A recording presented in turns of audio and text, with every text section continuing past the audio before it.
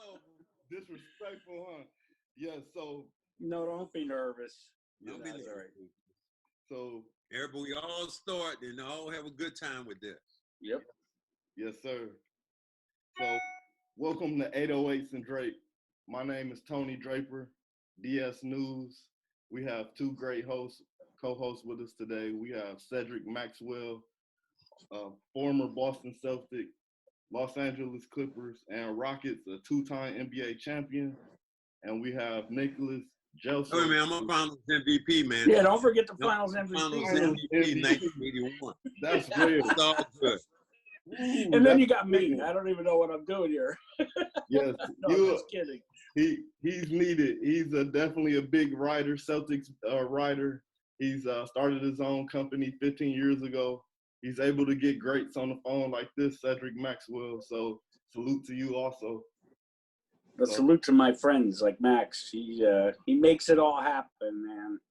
It was that and being on the first wave of podcasters. The only thing I didn't get, I've been blessed and got a lot. The only thing I didn't get was rich. Yeah. Yeah. But just like basketball, we just do it for the love of the game. I'm a former player myself. I tried to walk on for University of Cincinnati in 2006. So I came close. I impressed a few players. No one made the team. But James White was the big name on campus at the time. So nice, cool. But, and then let me give you some history, man. Did you know I got cut from my team in high school? No, sir. I was a junior in high school. I got cut from my high school team of Kinston, North Carolina, and now Kinston, North Carolina, my little city of 25,000 people, has had more NBA players per capita than any other city. It's like Jerry Stackhouse is from there, and we have all these other guys. Charles Shackelford ended up playing from there. Right now, Brandon Ingram is another guy from Kinston. So we have all these Kinstonians who are in the NBA. And now the 20,000 people, we've had people in the NBA for the last, I wouldn't say probably the last 30 years. Wow. So it's becoming the Mecca, underrated. Everyone. Something in the water. Something in the water down. Or the cornbread, I don't know. Everyone 6'8" or higher. That's like, I'm from Toledo, Ohio, 45 minutes from Detroit. The biggest names we had was William Buford and Jim Jackson. And everyone 6 foot or shorter. I was 6'2". I played power forward. So it's I was 5'7". And I played power forward too, and it was great. The way things have changed in basketball now, growing up, it was built where everyone was 6'8" in the paint. If you're 6'6" or lower, you're a guard. Now there's no positionless basketball. How do you feel about that? Do you miss the big man feeding into the post, or do you like the new just 35 threes a game? I'm old school, so I'm more partial to high percentage shots. That's how I was bred, and that's how end up winning championships with the Celtics. You were trying to get the best shot ever, and you as a guard, back in the day, you get a big man handling the ball 2 or 3 feet away from the basket. You were like, first thing you say, yeah, time out, man. Get your big ass in the paint and stay right there. You let me do the dribbling, and then I'll pass you the ball. You just score. Don't do all that dribbling on the outside. Don't do my job. Stay in your lane. Set a screen. I gotta agree with Max too. I mean, obviously I didn't play, but I do cover the team, and I long for the days of the low post and the jump hook, the sky hook, and Max was the king of the jump hook. Oh, that's gone, brother. Max, that's the other thing too. You're partially to blame because you were like one of the first point forwards out there back in the day, and that's where the league has gone. But truthfully, even the analytical geeks, the stat nerds, get on my nerves because if there's anything that's true, look at the Celtics 2 years ago. On paper, we all had them winning the championship or at least winning 60-plus games, and they were our flops because analytics can't predict chemistry. And and that I'm a body language guy, and so I miss the old days a lot. I think they should move the 3-point line back 3 feet. Yes. 2 feet. That you hit on a great point that I was wondering with now most journalists use stats and analytics over the eye test. They say the mid-range shot isn't efficient anymore. But the two things my dad made me practice was the jump hook and the mid-range elbow jump shot. So I definitely wanted your thoughts on that. Max, you shoot first. The great players I've known over the last couple of years, you think in the last 10 years or last 20 years, two of the greatest players, Kobe Bryant and Paul Pierce, were dynamic mid-range jump shooters. They weren't guys who were always taking threes. The game has changed so much to now it's the James Hardens in the world. It's the Steph Currys in the world. These guys shoot it getting out of bed. You think of one of the guys I think is Michael Thompson's son, Clay. Clay has done some amazing things. I think he had the 37-point quarter, one of the highest in the NBA ever. The highest in the NBA, broke a record. Yeah. Well, he did that, and they said he essentially dribbled about 8 times. Okay. So he's the guy who comes off the picks and just shoots. So the game has changed tremendously from that time, from my time to where it is now. Yeah, I mean, it's changed a ton. And not only that, the amount of whistles, the fouls being called, right? So when I was growing up watching basketball, it was a very fluid game. There was a lot of fast break. People will say, oh, the game was slow. No, it really wasn't. The ball moved. It was fast break. Now it's start, stop, start, stop, start, stop. Yes. So to me, that is very distracting, and it denigrates the quality of play, and it prolongs the game in a time period where people have lesser attention span. All that said, it's still the best sport in the world. Definitely. It's the NBA, man. Yes. Fantastic. I always tell my son that you can judge a good basketball game by the amount of times the ball has to stop. Like you said, in the 90s, the pace was slower, but it wasn't any turnovers. It wasn't that many, unless it was a foul. It just wasn't like the ticky-tack stuff that just slows the game down.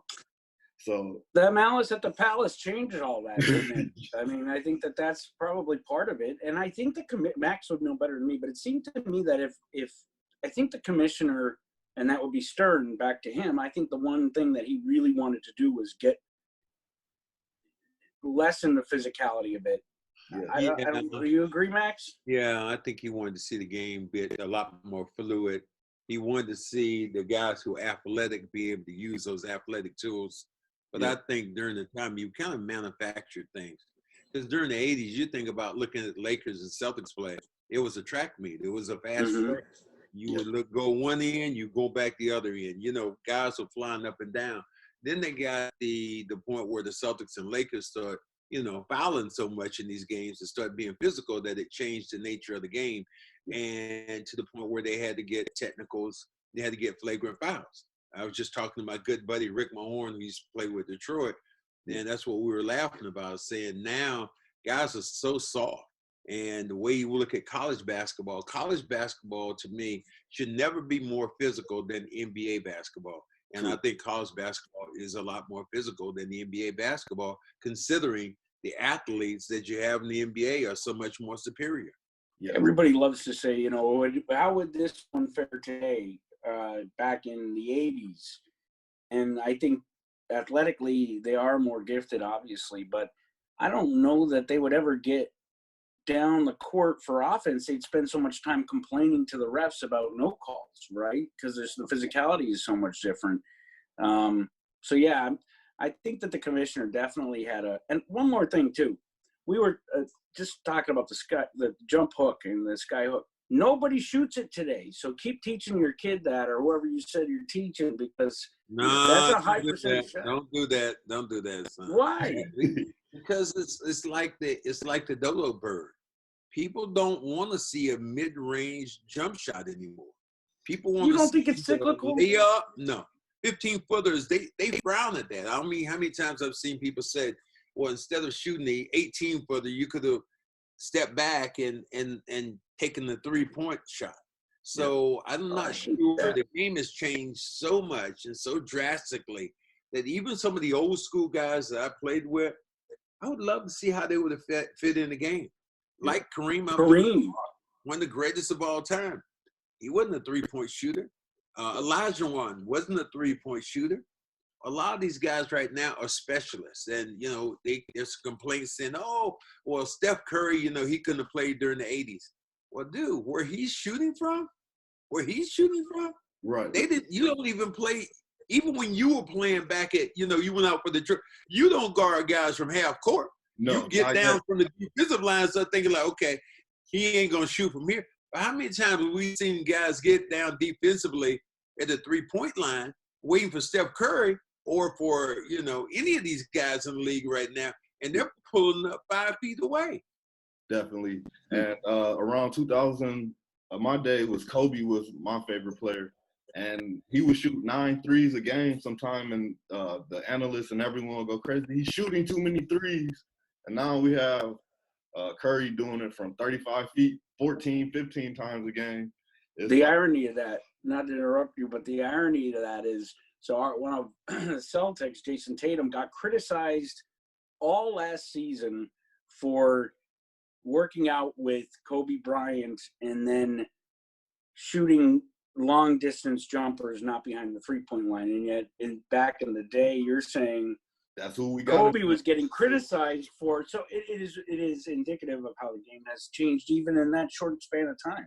Yes. The big change, I think, Max, when was the big change? Because if you look at the 08 Celtics, the 10 Celtics, it almost resembled the game that I grew up with. Yeah, almost. Yeah, but I think that when you got guys in like the Steph Currys, like the James Hardens, like the Klay Thompsons, who were better adept at shooting three, the game changed.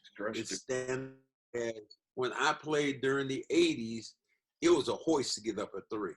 Now it's like these guys are just fingertips and wrists, and you'd be like, wow, and no strain at all to them shooting it.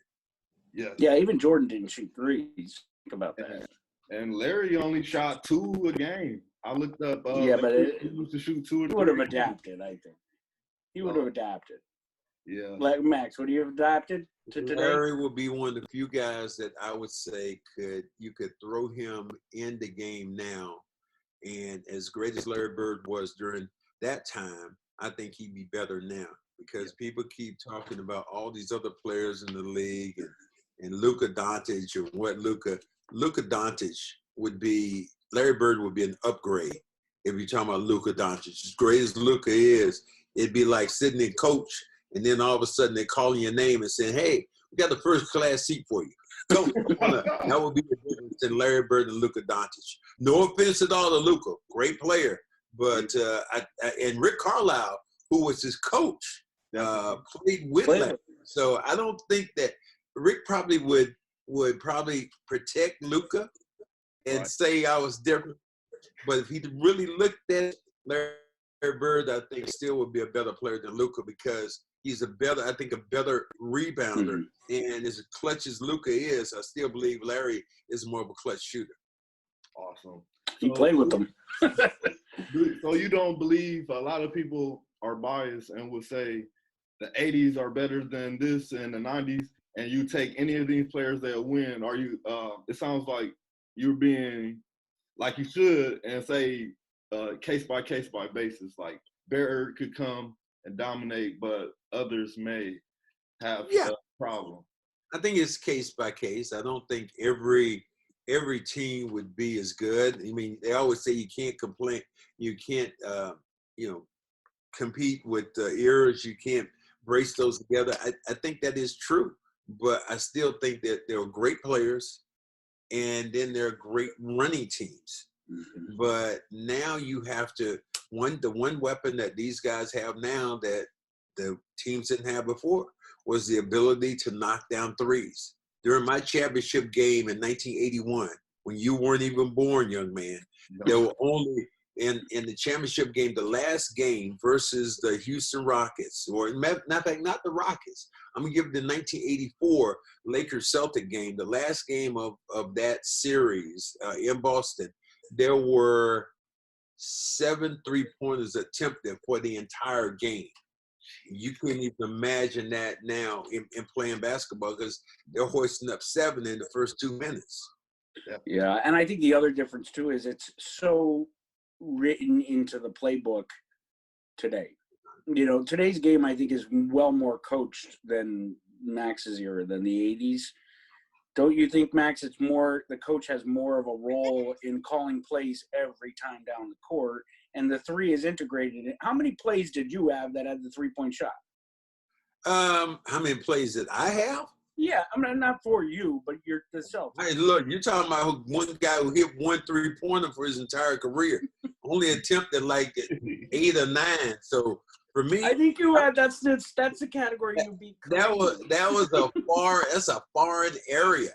I think again, it just depends on how the game has changed. Teams right now line up to take the three. Steph Curry, if you watch him warm up, it's amazing to see where he's shooting the basketball. His drills, Steph Curry's drills before a game in Golden State, what they do, they allow people to come in 30 minutes earlier just to see Steph Curry warm up. Not to play, but to warm up with his 3-point shooting ability, which is crazy. I have to mention, growing up, my dad used to take me to the Pistons wasn't courtside but season tickets, about 14 games a year, and they would allow us to do that. And I met your friend Rick Mahorn. I have his autograph. Okay. Whole bad boy Pistons. So that's why it's nice to have you here. I have to say once again, I probably had your card as a kid, so I have to add a GOAT conversation, because the Last Dance, we all had to watch that. So look at both of us. Oh. I was like, oh God, not again. I have to know. I'm hoping you say something. I'll just let you have it. I'm sure it would be a good take. I'll let Max go. It's different for me, and I believe Michael Jordan is one of the greatest to play the game, but I don't believe he's the greatest. I take a guy like Hakeem Olajuwon because he controlled more of the floor than anybody in the history of the game. Or I would take Kareem Abdul-Jabbar, because Kareem is only played about 20 years, and was about that 18, 19-year all-star. And still it has the most points ever to be played in the league. And it's no offense to Michael, but I was around during the early years when Michael Jordan used to get his ass kicked every year, and he was being beat in the first round of the playoffs. So let's not get carried away. Not to say he's not one of the best, which I believe he is, but for the best, my opinion differs. Like Isaiah Thomas's opinion differs. He said Jordan wasn't the best. Right. Yeah, I would say I agree with Max. I would take Kareem as the best ever. Right? I think I would take I think I'd take LeBron. Oh no! He's saying that just to get it done. I just wanted to see your face. This was a 2-part answer, right? I just wanted to see your face. I couldn't believe it. The glasses come off, or I get one of these, right? So here's the thing: Kareem, 6 MVPs, 6 titles. I mean, it's hands down. I think nothing against Jordan, like Max said, but part 2 of that answer is I'm taking Jordan over LeBron. All day long, all day, over any of the players today, all day. Yeah. There you go. I'm with you. I'm born in '87, so I have to phrase it a different way to be respectful. The best I've seen with my own eyes is easily my Mount Rushmore is Jordan, Kobe, Magic, and LeBron. And all right, well, give me hey, how about this? Give me your Mount Rushmore of total sports then. Period. You have to go. Period. Jerry Rice. I'm a 49ers fan. Okay. I have to be. Let me be careful. We got I Jerry. love this question. Ali. Who? I would say Muhammad Ali, Jerry Rice. Okay. I'm gonna go with Jordan and Tiger Woods. Okay. That's a good Mount Rushmore. I mean, my only difference in mine and yours was instead of Jerry Rice, I took the best female of all time. I took Serena Williams. Ooh, that's. I love that. Yeah. I refuse to give my Mount Rushmore because this podcast won't end. He and I will argue all for the next 2 hours. I'm on the same track as you guys, though. I mean, it's hard to leave out Babe Ruth. I mean, how do you do that? Plus, there's no baseball representation there. Yes, yes. I would be one. I would definitely pull Magic out and put Larry in. Yeah. Other than that, I mean, you got to have Kareem. Who said Magic? Who said Magic? Tony said Magic. Who said Magic? Okay. Oh, just for my basketball one. Yeah. Oh, right. Oh, basketball, right. If we're doing just basketball, I'll do that one. It's got to be Russell, Bird, Michael, Kareem. Yes, that's being the 80s baby. That's who they like marketed to us. That pretty much was our only choice at first. And I had to tell my followers or whatever that don't confuse marketing for superstars. Just because a lot of players today have a commercial doesn't mean they were better than the players in the 80s and the 90s. The propaganda and the media makes us believe everyone is great. Like Blake Griffin, he's Donald Trump. I'm kidding. But you could go either way with that. Like you can't trust any of those guys on both sides. Yeah, but the Celtics. I have to know before you guys go. You touched on it earlier. You guys had the great window. LeBron last year in Cleveland took them to Game 7. Is the window over?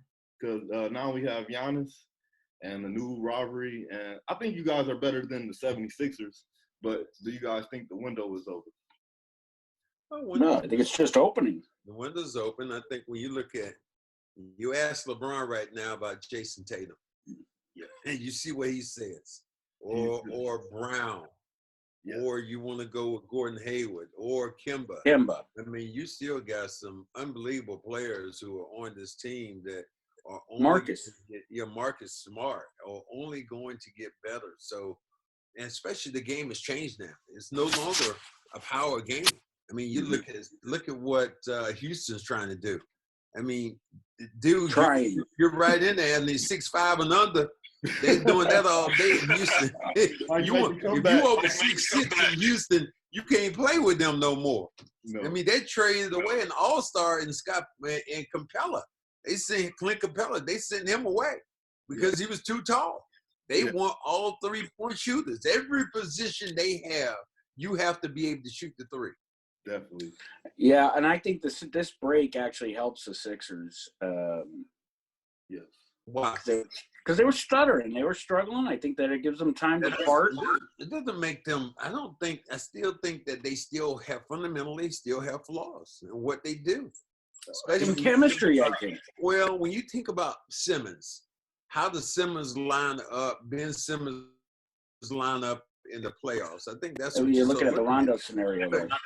You're talking about somebody who isn't a 3-point threat, and because of that, and he's reluctant to shoot it. Guys back off of him. Now, is he still a great player, especially during the regular season? I think he is, but I think the Philadelphia flaws are shown to me during the playoffs, and that's what's coming up, and that hasn't changed.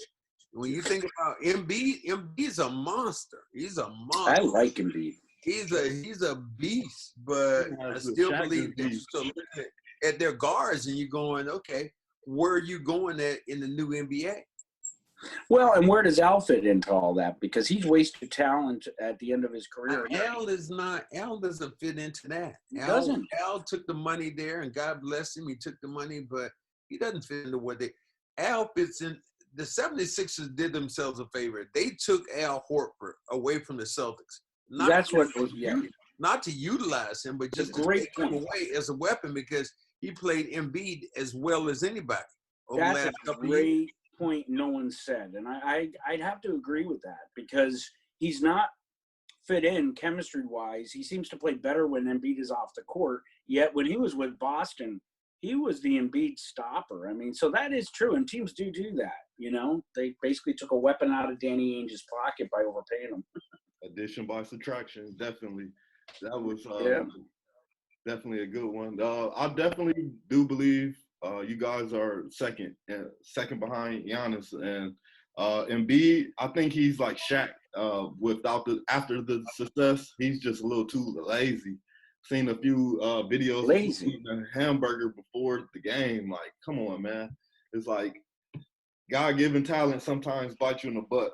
And then someone else just said this. Dude, you wouldn't like me at all. You know what I ate before the championship game in 1984? I had a Big Mac, a large fry, orange soda, and a large fry. I mean, and this was maybe about 6 minutes before I walked out on the floor. Woo. And what was that, Game 7? Game 7. Oh, yeah, like, how many? 24, 8, and 8 or something they ended up with? That Mickey D's did good for you. Cornbread. Cornbread. That's amazing. You would love that story. Jason Tatum, and I just told the story to Rick Moore. Jason Tatum sees, he had seen me. He'd been on the team for a bit, and he'd say hello to me, just hi. Yes, and 30 for 30 with the Lakers, and the Celtics came out. And he sees this, and he says, then afterwards, maybe a day or two later, he sees me on the court, and he walks up to me. He's going, cornbread. I said, dude, what's wrong with you? He said, man, I saw that 30 for 30. Damn, you were bad as hell. It's hilarious too because during obviously this difficult time with the coronavirus, it's been all the legends all day, every day. Definitely. I have more people going, "You're friends with Cedric Maxwell? He was a bad man." He would tell him about the grocery store, Maxwell. The grocery store told me yesterday. Said, man, you played a hell of a game last night. Dude, that was 30 years ago. That's all we got right now. I don't play no ball no more, man. Come on. Man. For somebody like me, I cherish the history of the game. I've almost been known for that among my generation. And so seeing all these players and these old games come back has been a treat. But I'm ready for real basketball again now. I'm ready. You know, I'm ready for the real deal. I'll watch it with the empty stadium. It's like I'm here in Disney. I'm here in Tampa. Disney. I heard they may do it at Disney. I'm all for it. It's like it's gonna be Disney. Yes. Ooh, that's great. We're just wondering if the media is gonna go. We don't know. We think no. I think no. That's the story. I mean, for me, it's like, yeah, I believe, like you're saying, I think the games are going to be at Disney. I think it's a good, secure property. But I just can't imagine putting I don't know, it's not going to be 300, but let's say 200 of the best players to play in the world in one spot. That would be crazy. They almost make you think that's like all the time. That's like the State of the Union. They have to put the vice president somewhere else because the entire leadership is there, right? So you can put all these NBA players.